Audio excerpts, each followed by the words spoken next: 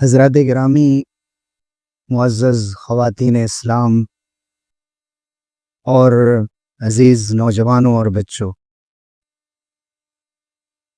ہم سب کے لیے یہ بہت مبارک گھڑی آتی ہے جمعے کی، جس میں ہم اللہ کی رحمتوں، اس کی نعمتوں اور اس کی برکتوں کو یاد کر کے اس کا شکر ادا کریں، اس سے دعائیں مانگیں۔ گزرے ہوئے دنوں میں جو کوتاہیاں ہم سے ہوئی ہیں، اللہ کے سامنے سچے دل سے ان پر توبہ کریں، استغفار کریں،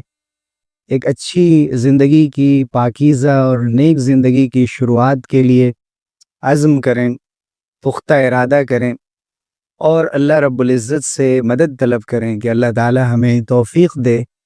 کہ ہم صالحین میں شامل ہو جائیں، ابرار میں شامل ہو جائیں، متقین میں شامل ہو جائیں، صدیقین میں شامل ہو جائیں اور مقربین میں شامل ہو جائیں۔ قرآن مجید نے جن لوگوں کی تعریفیں کی، بہت سچے لوگ، بہت نیک لوگ، اللہ کے بہت مقرب بندے، جن کی بار بار تعریف ہوتی ہے اور جن کی تعریفیں ہم پڑھتے ہیں اور سنتے ہیں، اللہ تعالیٰ خود ہمیں ان میں شامل فرما دے۔ حضرات، اللہ تعالیٰ کا فضل ہے، اللہ تعالیٰ ذو الفضل العظیم ہے، واللہ ذو الفضل العظیم، سب سے بڑا فضل اللہ کا۔ اسے جب فضل اور احسان کی بات کی جائے تو سب سے بڑا فضل اور سب سے بڑا احسان اللہ کا بھی۔ اللہ کی اتنی نعمتیں ہمارے ساتھ ہیں کہ ہم ان کو شمار نہیں کر سکتے۔ وَإِن تَعُدُّوا نِعْمَتَ اللَّهِ لَا تُحْصُوهَا، اسی لیے سورہ رحمان میں فرمایا گیا کہ هَلْ جَزَاءُ الْإِحْسَانِ إِلَّا الْإِحْسَانُ، کیا احسان کا بدلہ احسان کے سوا بھی کچھ ہو سکتا ہے؟ فَبِأَيِّ آلَاءِ رَبِّكُمَا تُكَذِّبَانِ، تو اے جنوں اور انسانوں، اپنے رب کی کن کن نعمتوں کو جھٹلاؤ گے؟ اگر اللہ نے تمہارے ساتھ احسان کیا ہے، تمہیں سانسیں عطا کی ہیں، سمجھ بوجھ دی ہے، عقل دی ہے، ایمان دیا ہے، نیکی کی توفیق دی ہے، مصیبتوں میں تمہیں سہارا دیا ہے، تمہیں جینے کے لیے تمہارے لیے راستہ کھولتا گیا، مشکل حالات سے تمہیں نکالتا چلا گیا، جہاں تمہیں لگا کہ اب راستے بند ہیں اور اندھیرا سا نظر آیا، وہاں اللہ تعالیٰ نے امید کی ایک کرن تمہارے سامنے روشن کر دی اور پھر تم آگے بڑھتے چلے گئے۔ ڈاکٹروں نے جواب دے دیا، لیکن اللہ نے صحت دے دی، برکت دے دی، شفا دے دی۔ اللہ تعالیٰ کا سب سے پہلے ہمیں احسان اور اس کا فضل یاد کر کے ہمیشہ اس کا شکر گزار بن کر رہنا۔ تو سب سے بڑا فضل جس کا ہے، اسی کا شکر بھی سب سے زیادہ ہو۔ اس کے بعد ہمیں ہمیشہ احسان یاد رکھنا چاہیے حبیب خدا سرور دو عالم حضرت محمد مصطفیٰ صلی اللہ علیہ وسلم کا، کہ آپ کی بتائی ہوئی نصیحتیں، تعلیمات، آپ کی سنتیں، زندگی گزارنے کا طریقہ، آپ کا لایا ہوا دین، یہی وہ چیزیں ہیں جن کی وجہ سے آج ہم قائم ہیں اور ہم اللہ کے سامنے کہنے کے لائق ہیں کہ ہم مسلمان ہیں، ہم مومن ہیں یا مومن بننے کی کوشش کر رہے ہیں۔ رسول اللہ صلی اللہ علیہ وسلم نے اگر ہمیں ہاتھ پکڑ کر چلنا نہ سکھایا ہوتا اور طریقہ زندگی گزارنے کا نہ بتایا ہوتا تو آج ہم بھٹک رہے ہوتے۔ ہمارے پاس کوئی ایسا جامع نظام تعلیم کا، ہدایت کا نہیں تھا کہ جن کے ذریعے سے ہم اپنی پوری کامیابی کے ساتھ زندگی گزار سکتے تھے۔ رسول اللہ صلی اللہ علیہ وسلم کے احسان کو یاد رکھنا اور اس کا سب سے بڑا اس کا بدلہ یہ ہے کہ ہم درود شریف کی کثرت کریں، جس کے لیے جمعے کے دن کی سب سے زیادہ فضیلت کہ ہم رسول اللہ صلی اللہ علیہ وسلم پر درود و سلام کے نذرانے بھیجتے رہیں۔ اللہم صلی علی محمد وبارک وسلم وعلی آلہ واصحابہ اجمعین۔ پھر ہم دیکھیں کہ ہماری زندگی میں کن کن لوگوں کے احسانات ہیں، صحابہ کرام، تابعین، علماء، جنہوں نے قرآن کی تفسیریں لکھی، جنہوں نے حدیث کی تشریحیں کی، جنہوں نے لوگوں کے دلوں کو گندگی سے صاف کر کے پاکیزہ بنانے کی کوشش کی، اللہ کے بچھڑے ہوئے بھٹکے ہوئے بندوں کو اللہ سے ملانے کی کوشش کی۔ اللہ تعالیٰ کے مقرب بندے، اولیاء کرام اور صوفیاء اعظام، جنہوں نے اپنی پوری زندگی بندوں کی تربیت میں گزاری، ان سب لوگوں کا احسان۔ داعیان اسلام، جنہوں نے اسلام کی دعوت کو عام کیا، کبھی تاجر بن کر گئے، کبھی عالم بن کر گئے، کبھی استاذ بن کر گئے، کبھی ایک عام پیشے سے جڑ کر گئے، لیکن جہاں گئے وہاں اسلام کا کلمہ عام کیا، اسلام کا پیغام عام کیا، اور دنیا میں اسلام عام ہوتا گیا، اور آج بھی کر رہے ہیں۔ دنیا کے ترقی یافتہ ممالک میں حکمت کے ساتھ، اچھی نصیحت کے ساتھ، نئے نئے طریقوں کے ساتھ اسلام کی دعوت پیش کر رہے ہیں، ہزاروں رکاوٹوں کے باوجود۔ اللہ تعالیٰ ان سب کو ہم سب کی جانب سے جزائے خیر دے کہ تیزی سے لوگ اسلام کی طرف مائل ہو رہے ہیں، قرآن کی طرف آ رہے ہیں، جو قرآن کے نسخے تقسیم کر رہے ہیں مختلف زبانوں میں، تاکہ لوگ اللہ کا کلام سنیں، اپنے اللہ کو پہچانیں۔ یہ سب ہمارے محسن ہیں۔ جب ہم دعا کے لیے ہاتھ اٹھائیں تو ان سب کے لیے ہمیں دعائیں کرنی چاہیے۔ ہم بھلا چکے ہیں اپنے علماء کو، اپنے داعیوں کو، اپنے مبلغین کو، دین کے کام کرنے والوں کو، اور ان حفاظ کو جو ہمارے لیے قرآن مجید پڑھتے ہیں تراویح میں اور مختلف مواقع پر ہمیں دین کی باتیں بتاتے ہیں، سکھاتے ہیں۔ جس نے زندگی میں کبھی ایک مرتبہ آپ کو ایک حرف بھی سکھا دیا، ایک لفظ بھی بتا دیا، قرآن کا کوئی مخرج درست کر دیا، جس نے نورانی قاعدہ پڑھا دیا، جس نے آپ کو زندگی میں کبھی کوئی رہنمائی کر دی، ہمیں یاد رکھنا چاہیے کہ وہ ہیں ہمارے استاذ، اور وہ ہیں ہمارے تربیت کرنے والے، وہ ہیں جنہوں نے ہم کو ہاتھ پکڑ کر چلنا سکھایا اور صحیح راستہ بتایا۔ ہم میں سے کوئی نہیں اپنے بلبوتے پہ صرف اپنی محنت سے آگے بڑھ سکتا ہے۔ آج ہم عمر کے جس مرحلے میں بھی ہوں، اگر ہم اپنے ماضی میں جھانک کر دیکھیں، اپنے بچپن سے سوچیں، ہمارے اسکول کے کتنے اساتذہ ہوں گے، مدرسے کے، مکتب کے اساتذہ ہوں گے، خاندان میں ہمارے کتنے بڑے ہوں گے، ہمارے کتنے پڑوسی ہوں گے، ہمارے کتنے ملنے جلنے والے ہوں گے، دور کے قریب کے، کہ جنہوں نے کبھی ہمیں ایک بات کچھ بتا دی تھی اور زندگی بھر ہمارے کام آ گئی۔ ایسے لوگوں کو کبھی بھی اپنی دعاؤں سے بھلانا نہیں چاہیے۔ یہ معروف ہے، من يفعل الخير لا يعدم جوازيه لا يذهب العرف بين الله والناس۔ جو بھی خیر کا کام کرتا ہے بدلہ اس کے اللہ کے ہاں محفوظ ہے، ضرور اسے بدلہ ملتا ہے۔ انسان بدلہ دے، اللہ تعالیٰ بدلہ دے، اس سے بڑھ کر جہاں سے بھی ملے اس کو اس کی جزا ملتی ہے، اس کا بدلہ ملتا ہے، بڑھ کر ملتا ہے۔ اور نیکی کبھی بھی ضائع نہیں جاتی، نہ اللہ کے پاس ضائع جاتی ہے، نہ لوگوں کے پاس ضائع جاتی۔ اس لیے جب ہم دعا کے لیے ہاتھ اٹھائیں یا زندگی میں کبھی بھی ہم یاد کریں تو فضل کو یاد کریں، احسان کو یاد کریں۔ ہم ان لوگوں کو یاد کریں جو گزر چکے ہیں، جو اس دنیا میں موجود ہیں۔ ہم نے قرآن مجید کی جو آیت پڑھی وہ اصلاً میاں بیوی کے تعلقات کے بارے میں، وَإِن طَلَّقْتُمُوهُنَّ مِن قَبْلِ أَن تَمَسُّوهُنَّ وَقَدْ فَرَضْتُمْ لَهُنَّ فَرِيضَةً فَنِصْفُ مَا فَرَضْتُمْ إِلَّا أَن يَعْفُونَ أَوْ يَعْفُوَ الَّذِي بِيَدِهِ عُقْدَةُ النِّكَاحِ وَأَن تَعْفُوا أَقْرَبُ لِلتَّقْوَى وَلَا تَنسَوُا الْفَضْلَ بَيْنَكُمْ إِنَّ اللَّهَ بِمَا تَعْمَلُونَ بَصِيرٌ۔ ایک خاص شکل بتائی گئی کہ اگر اس طرح سے کسی کی شادی ہوئی کہ اس سے پہلے کہ میاں بیوی تنہائی میں ملے، اس سے پہلے ہی طلاق ہو جائے، مہر طے کر دیا گیا تھا تو صرف آدھا مہر دینا پڑے گا۔ پھر قرآن نے کہا فَنِصْفُ مَا فَرَضْتُمْ، پھر ہدایت دی کہ إِلَّا أَن يَعْفُونَ، اللہ یہ کہ وہ عورتیں خود معاف کر دیں، یعنی جو بیوی ہے وہ معاف کر دے کہ جب ہم ایک ساتھ رہے ہی نہیں، ملے نہیں، تو ہم مہر کیوں لیں۔ قرآن نے کوئی اشارہ دیا کہ نکاح ہو گیا، مجلس نکاح میں بیٹھے، قاضی نے خطبہ پڑھایا، ایجاب ہوا، آفر ہوا، قبول کیا گیا اس پیشکش کو شوہر کی طرف سے، اور نکاح ہو گیا، ایک بندھن میں بندھ گئے، تو کچھ نہ کچھ دینے دلانے کا حصہ رہنا چاہیے۔ لیکن اشارہ کیا کہ جب آپ ملے ہی نہیں تو پھر مالی معاملات بھی نہیں رہنے چاہیے، الا یہ کہ معاف کر دے وہ عورت، او یعفو الذی بیدہ عقدۃ النکاح، یا وہ معاف کر دے جس کے ہاتھ میں نکاح کی گرہ ہے، یعنی شوہر اگر دے چکا تھا مہر، مجلس نکاح میں ادا کر چکا تھا یا بعد میں ادا کر چکا تھا، تو اب قرآن کی اس آیت کا حوالہ دے کر بیوی سے یا اس کے گھر والوں سے یہ نہ کہے کہ آدھا مہر ہمیں واپس کریں، چونکہ صرف آپ کا آدھا حصہ بنتا ہے۔ حیا کے خلاف بتایا قرآن نے اس کو، پہلے مسئلہ بتایا، پہلے حکم بتایا، پھر اسی آیت کے اخیر میں بتایا کہ معاف کر دیں تو اچھا ہے۔ وَلَا تَنْسَوُا الْفَضْلَ بَيْنَكُمْ، آپس میں فضل کو مت بھولو، احسان کو مت بھولو، اچھے معاملات کو مت بھولو۔ بھول تو کوئی سکتا ہی نہیں ہے، کبھی بھی کوئی انسان چاہ کر بھی نہیں بھلا سکتا ہے کسی کا احسان، لیکن کرتا کیا ہے؟ احسان ناشناسی کرتا ہے، احسان فراموشی کرتا ہے، نظر انداز کرتا ہے، اگنور کرتا ہے۔ کتنے ایسے لوگ ہیں جو کہتے ہیں کہ میں تو ان کو جانتا بھی نہیں، شاید کبھی آپ سے ملاقات ہوئی ہوگی، جبکہ زندگی کے ایک موقع پر وہی ان کے لیے کھڑے ہوئے، ان کے لیے کام کیا، ان کو موقع فراہم کیا، ان کو سپورٹ کیا، اور کہتے میں آپ کو جانتا بھی نہیں. کچھ مالی معاملات بیچ میں آ گئے، کچھ رنجش ہو گئی، خلش ہو گئی، انسان کا ضمیر ملامت کرتا ہے کہ تم کس سے کہہ رہے ہو، جو تمہارا محسن تھا. اندر سے انسان کو خود اس کا ضمیر ملامت کرتا ہے، اس سے پہلے کہ دوسرے لوگ اس پر لعنت بھیجیں، اس کی برائی کریں. خود اس کا ضمیر، چونکہ انسان کا ضمیر زندہ ہوتا ہے، انسان دھیرے دھیرے اس کو مار دیتا ہے، خلاف فطرت جا کر،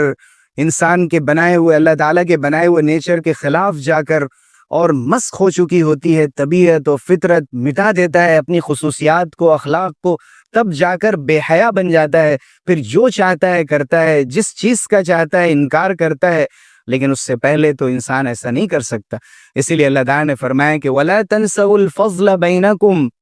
آپس میں جو احسان اور سلوک ہم اس کو بھلا مت دینا. آج تم جدا ہو رہے ہو، خلوت نہیں ہوئی، یکجائی نہیں ہوئی، تنہائی نہیں ہوئی، لیکن کئی ایسے معاملات ہوں گے، پیچھے طلاق کے اور مسئلے ذکر کیے گئے ہیں جہاں ایک عرصے کے رہنے کے بعد طلاق ہوئی ہو. ان سب کی طرف اشارہ کرتے ہوئے فرمایا گیا کہ نہ شوہر بھلا دے نہ بیوی بھلا دے کہ ہم لوگ کیا تھے، کس وعدے کے تحت ہم ایک ہوئے تھے، اور ہم نے کیا عہد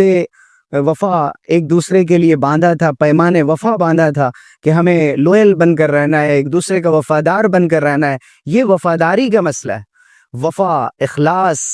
اور بہتر طور پر احسانات کو یاد کرنا اور کہنا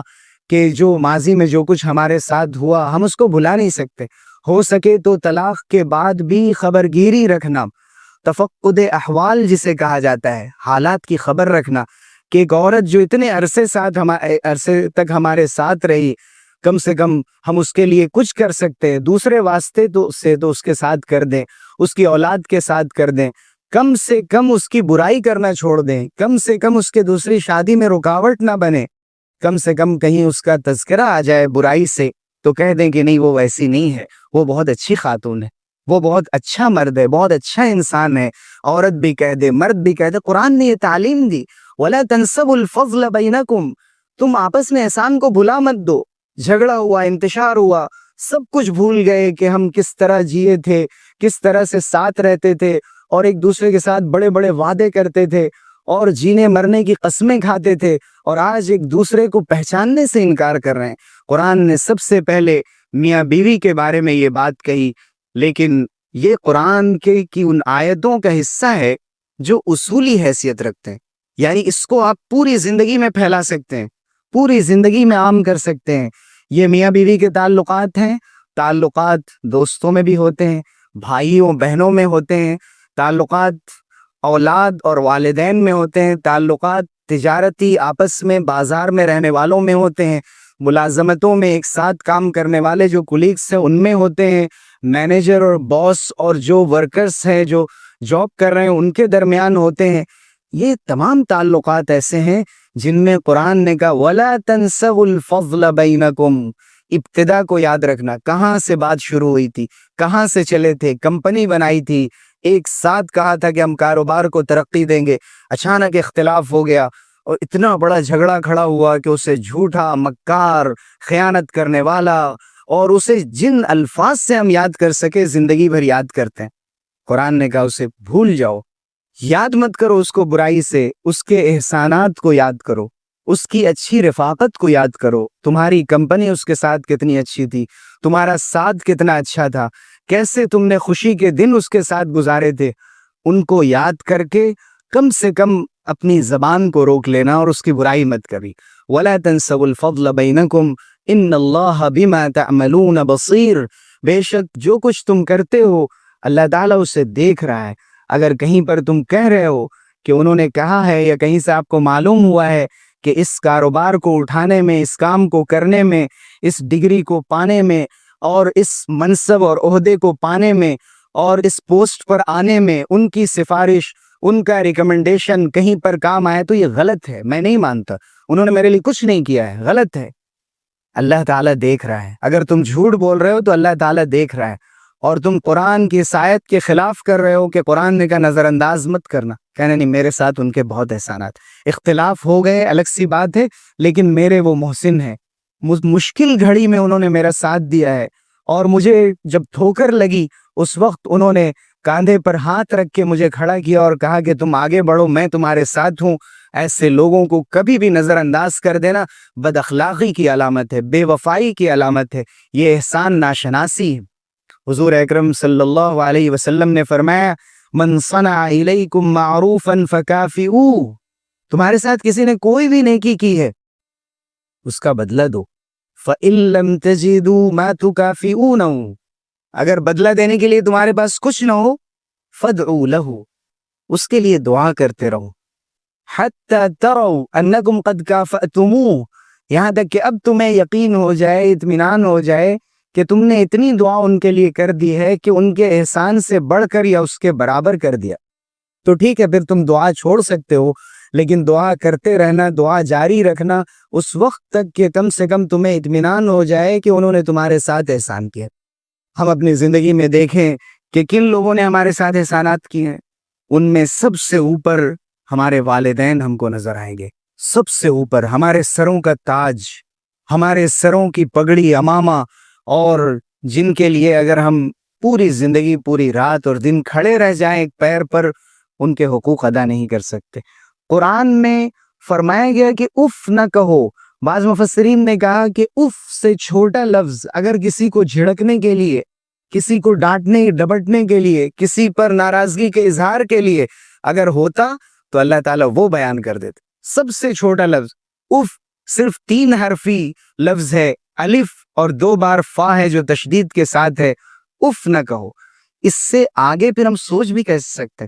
لیکن اگر والدین ناراض ہو گئے کسی وجہ سے، اور کسی وجہ سے دونوں میں رنجش پیدا ہو گئی، اور عام طور سے یہ شادی شدہ زندگی میں ہوتا ہے،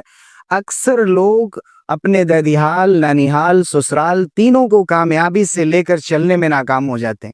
اس کی وجہ سے یا تو بیوی کو ایک کنارے ڈال دیتے ہیں، یا والدین کو ایک کنارے ڈال دیتے ہیں، ان کی خبرگیری نہیں کرتے، ان کی ناراضگی کو دور کرنے کی کوشش نہیں کرتے، برابر میں کھڑے ہو جاتے ہیں آ کر کہ بھئی والدین کو بھی تو سوچنا نا، وہ میری چھوٹی چھوٹی بات کو پکڑ کے بیٹھے ہوئے ہیں، وہ میری باتوں کو سنتے ہی نہیں، میری برائی بہن سے کرتے ہیں، بھائی سے سب گوارا کیجئے، اندھے بہرے بن جائیے، جیسے کہ والدین نے کچھ کہا ہی نہیں ہے، اور جا کر جھک جائیے کہ مجھ سے غلطی ہوئی۔ غلطی سراسر والدین کی ہو، ممکن ہے یہ بات، چونکہ وہ بالکل دودھ کے دھلے نہیں ہیں، وہ بھی انسان ہیں، لیکن دل میں اللہ نے جو محبت بچوں کی رکھی ہے، اس کی وجہ سے صرف ایک ہی وجہ ہو سکتی ہے کہ بدگمانی ہو گئی ہے، اور ان کو یقین سا ہو گیا ہے، کسی نے ان کے کان بھر دیے ہیں، یا کسی عمل سے ان کو ایسا لگنے لگا ہے کہ میرے بچے میرے لیے بدل گئے ہیں، یا عمر کا تقاضا ہے، دل پر انہوں نے زیادہ بوجھ لے لیا ہے، چیزوں کو سمجھ نہیں پا رہے ہیں۔ ہمیں ان باتوں کو سمجھنا پڑے گا، جتنی عمر بڑھے گی وہ بچے کی طرح ہوتے جاتے ہیں، جیسے بچوں کو ہم باتیں نہیں سمجھا پاتے ہیں، ویسے ہی اپنے والدین کو ہم نہیں سمجھا پاتے ہیں، اور ہم نہیں سمجھا پا رہے ہیں تو یہ نہ سمجھے کہ وہ میرے حق میں برے ہو گئے یا وہ میرا برا چاہتے ہیں۔ اللہ نے وہ حصہ ان کے دل کے اندر رکھا ہی نہیں ہے، ایسا کوئی ڈیوائس کہ جس کے ذریعے سے ماں باپ بچوں سے ہمیشہ کے لیے ناراض ہو جائیں یا ان کا برا چاہنے لگیں۔ اللہ نے ان کے اندر وہی خوبی رکھی، کبھی برا نہیں چاہ سکتے، لیکن ناراضگی کا اظہار تربیت کے لیے کرتے، اور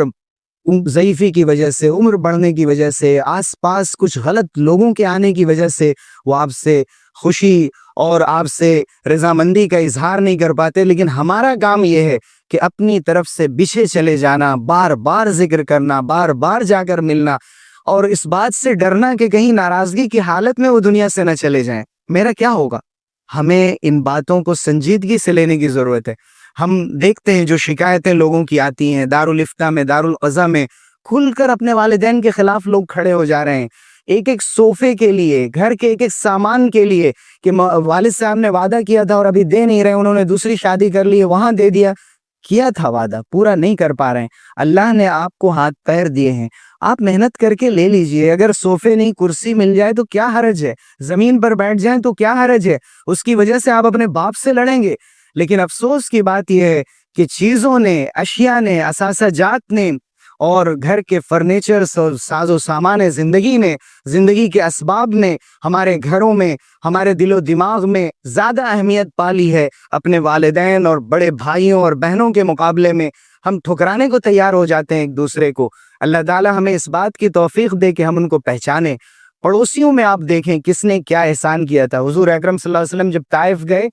10 दिन طائف میں کوشش کی, وہاں کامیابی نہیں ملی. جب آپ لوٹے ہیں زخموں سے چور, تو حضرت مطعم بن عدی, جو حضرت کہنا ان کے لیے صحیح نہیں اس لیے وہ اسلام نہیں لائے, مطعم بن عدی نے اعلان کیا, پاورفل آدمی تھے,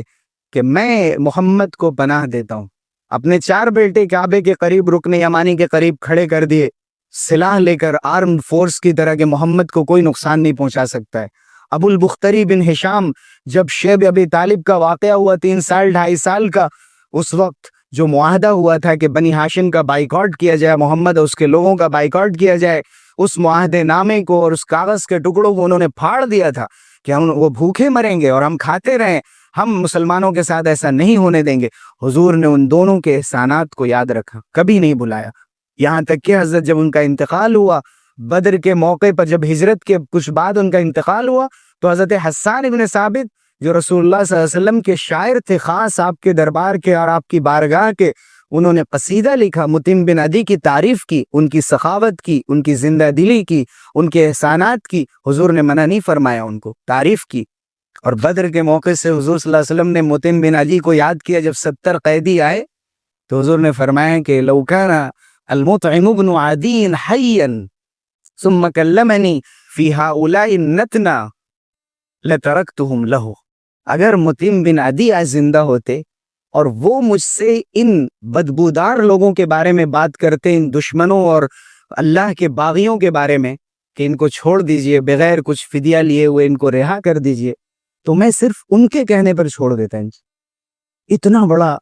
احسان, اور اس کو یاد رکھنا اور اس کو نہ بھولانا, اور اسے نازک موقع سے اس کا تذکرہ کرنا کہ اگر آپ کسی سادہ عالم سے پوچھ لیں تو وہ کہے گا ناجائز ہے, ایسا نہیں بول سکتے. جس نے مطالعہ نہ کیا ہو صحیح سے سیرت کے ان حصوں کا, تو بظاہر لگتا ہے کہ یہ کیا بات ہوئی کہ کافر کی اتنی بڑی تعریف کی جا رہی ہے. لیکن حضور اکرم صلی اللہ علیہ وسلم نے اخلاق کی اس بلندی کا تعارف کرایا کہ جس کی وجہ سے قرآن نے آپ کو کہا ہے کہ انک لعلی خلق عظیم. اور قرآن نے حضرت عائشہ صدیقہ رضی اللہ عنہ نے فرمایا کہ کان خلقہ القرآن. آپ صلی اللہ علیہ وسلم کے اخلاق دیکھنا تو قرآن پڑھ لو, قرآن کے پاروں میں آپ کے اخلاق پھیلے ہوئے. رسول اللہ صلی اللہ علیہ وسلم نے یہی تعلیم صحابہ کو دی, اور صحابہ نے اس بات کا لحاظ رکھا, وہ اپنے اساتذہ کا احترام کرتے تھے. حضرت امام شافعی رحمۃ اللہ علیہ نے فرمایا کہ اگر کسی نے تمہیں ایک حرف بھی سکھایا ہے, ایک آزاد بندے, ایک شریف بندے, ایک حوصلہ مند, حوصلہ بخش, ایک سچے انسان کا طریقہ یہ ہوتا ہے کہ اسے بھلاتا نہیں. الحر من راعى وداد لحظة وانتمى لمن القى او علمه حرفا حرفتا. فرمایا کہ اگر وداد لحظہ او حرفہ, کہ حضرت امام شافعی نے فرمایا کہ وہ انسان آزاد ہے, پکا بندہ ہے, سچا بندہ ہے, جو صحیح میں آزاد ہے. آزاد ہے کینے سے, بغض سے, نفرت سے, اور بخل سے, کنجوسی سے, اپنے دل کی گندگی سے آزاد ہے. ایک آزاد بندہ ہے کہ جو ایک لمحے کے احسانات کو بھی یاد رکھتا ہے, جو یاد رکھتا ہے کہ فلاں نے مجھے ایک حرف بتایا تھا اور میں پوری زندگی میرے کام آئی. وہ حضرت امام شافعی رحمۃ اللہ علیہ نے فرمایا, اور صحابہ تابعین اس پر قائم رہے. ہم نکاح کے معاملے میں, بازار میں جب معاملہ کر رہے ہوں, تجارت کر رہے ہیں, اس وقت آج آپ دیکھیے کہ لوگ مجبور ہو کر کوئی چیز بیچنے لگتے ہیں, سامنے والا کم قیمت میں خریدنے کی بات کرتا ہے, بھول جاتا ہے کہ میرا مسلمان بھائی ہے. اب جیسے اس نے کہا کہ بھائی مجھے جانا ہے, کچھ کام ہے ضروری, میں اونے پونے دام میں بیچنا چاہ رہا ہوں, تو اس نے جو ریٹ رکھا ہے لوگ اس سے اور نیچے آ کر بات کرتے ہیں, چاہے وہ بازار کے بالکل خلاف. اور اگر کوئی مجبوری میں کچھ خریدنے آ جائے نا, مجبوری کہیں وہ چیز نہیں مل رہی, ریٹ بڑھتا چلا جاتا ہے. ہم نے دیکھا کہ سانسیں بیچی جا رہی تھی کورونا کے دور میں, اور لوگوں نے اس وقت انسانی لاشوں پر تجارت کی. کیا بات کریں گے مسلمان ڈاکٹروں نے کیا کیا کام کیے ہیں اور آج بھی کر رہے ہیں. ایک مجبور جب ہاسپٹل میں آتا ہے اسے چوس لیا جاتا ہے.